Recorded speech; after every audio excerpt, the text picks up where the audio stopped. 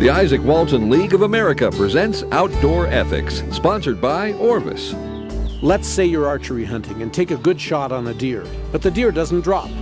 The wounded deer jumps a nearby fence. You know the wound is mortal, you know the deer is not far away, but the fence is clearly marked as no trespassing. The landowner never allows hunters on his property. This is not a theoretical question, this is a real problem hunters can face. What do you do? Hi, I'm Bruce Barrett. With me is Michael Furtman, outdoor author and conservationist, and Joshua Winchell from the Isaac Walton League. Mike, are you going to let this animal suffer?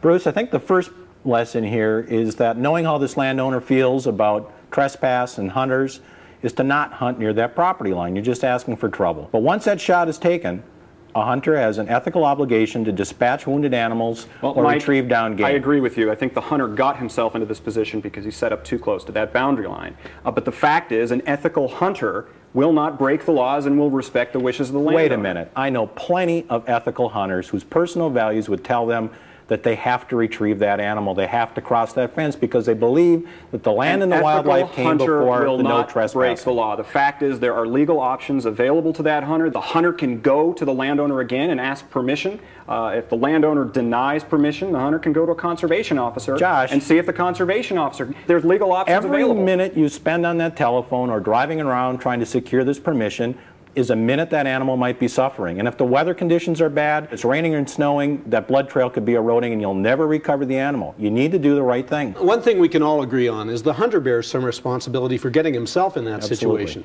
And the other thought is that sometimes what's legal and sometimes what's ethical can conflict. Right. To learn more and maybe tell us how you'd handle this situation, go to ESPN.com and navigate to outdoors.